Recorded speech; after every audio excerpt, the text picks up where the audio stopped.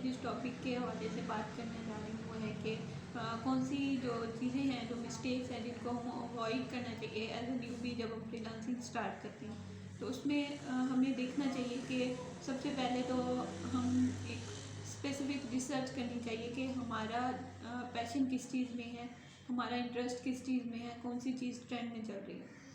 फिर हमें उसकी तरफ जाना चाहिए अपने पैशन को देख के और ट्रेंड को देख के, और ये चीज़ देख के कि कौन सी स्किल मेरे लिए बेस्ट रहेगी। ठीक है।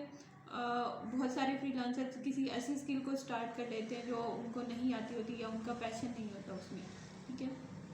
उसके बाद जो है बहुत सारे फ्रीलांसर्स फ्रीलांसिंग स्टार्ट कर देते हैं, यानी फाइवर पे काम करना शुरू कर देते हैं। बहुत सारे फ्रीलांसर्स अपनी गिग को कंप्लीट नहीं करते। अगर फाइवर पर आप काम कर रहे हैं और आपने अपनी 7 गिग्स कंप्लीट नहीं की और उनको अच्छी तरह काम नहीं किया उनके ऊपर, तो फिर आप ये एक्सपेक्ट कर रहे हैं, अगर आपने ख़ास तरीके से सही तरह चीज़ों को नहीं किया तो फिर आप ये एक्सपेक्ट करते हैं कि आपको ऑर्डर हैं, तो फिर उसमें आपकी गलती है और किसी की मिस्टेक नहीं है। और नेक्स्ट जो गलती करते हैं जो न्यू सेलर्स होते हैं वो ये मिस्टेक करते हैं कि वो अपनी यानी जब वो काम सीखते हैं, कोई भी स्किल सीखते हैं, तो वो उसकी प्रैक्टिस नहीं करते। ठीक है। कोई भी चीज़, कोई भी काम आप कर रहे हैं तो उसकी प्रैक्टिस बहुत ज़रूरी है। उन लोगों को उसका एक्सपीरियंस नहीं होता, वो उसको बार बार करते नहीं हैं, वो उसको पोर्टफोलियो नहीं बनाते। उनको चाहिए कि वो 1 मंथ जाके अपनी सर्विसेज बिल्कुल फ्री दें, ताकि जो क्लाइंट्स हों उनको उनकी अपनी स्किल पॉलिश हो जाए इससे, और इसके साथ साथ क्लाइंट्स को पता चल जाए कि ये बंदा जो है अच्छा काम करके देता है, वो अपना पोर्टफोलियो भी बिल्ड कर लेंगे। और बहुत सारे फ्रीलांसर्स न्यू बेस खासतौर पे उनको ये पता नहीं होता कि पोर्टफोलियो क्या होता है, तो वो हमने कहाँ से लेना है, वो हमने कैसे बनाना है। तो उनको चाहिए कि वो अपना पहले स्किल सीखने के बाद 1 महीना जो है वो जाके प्रैक्टिस करें, एक्सपीरियंस लें और फिर उस चीज़ पर काम करना शुरू करें।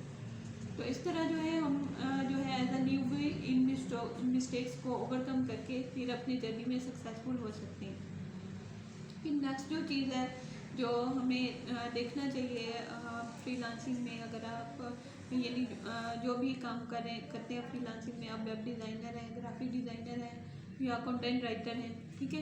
तो उसमें बहुत सारे फ्रीलांसर्स को जो है मार्केटिंग की स्किल नहीं आती होती, उनको पता नहीं होता कि मैंने अपनी सर्विसेज को सेल कैसे करना है। ठीक है। लास्ट टाइम जो है 6 मंथ्स पहले की बात है कि बहुत सारे राइटर्स जो थे वो कह रहे थे कि हमें ऑर्डर्स नहीं आ रहे, बहुत सारे लोग कह रहे थे और उनके पास स्किल भी थी। ठीक है। मार्केट में ऐसे बहुत सारे सेलर्स हैं जिनके पास बहुत अच्छी स्किल्स हैं, लेकिन उनको बेचना नहीं आता, उनको उससे सेल्स इंक्रीज करना नहीं आती।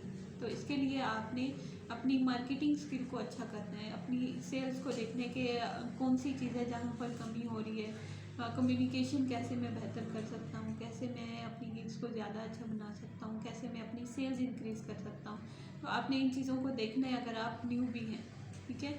न्यूबी होकर आपने मिस्टेक्स से अवॉइड करना है, आपने ज़्यादा से ज़्यादा काम करना है। आपको पता होना चाहिए कि आपने जो स्किल सीखी है आपने उसको मार्केट कैसे करना है, आपने उसको एडवर्टाइज कैसे करना है और आपने उसके ऊपर जो है बहुत सारे लोगों को किस तरह लेके आना है। ठीक है। और इसके बाद जो न्यूबीज होती हैं वो उनको पता नहीं होता कि अगर कोई क्लाइंट आया है तो वो उसको हमने रेट कितना बताना है, तो वो रेट आपने देख लेना है कि बाकी जो पिछले फ्रीलांसर जो भी कह रहे हैं रेट दे रहे हैं, तो आपने भी फिर वही रेट देना है।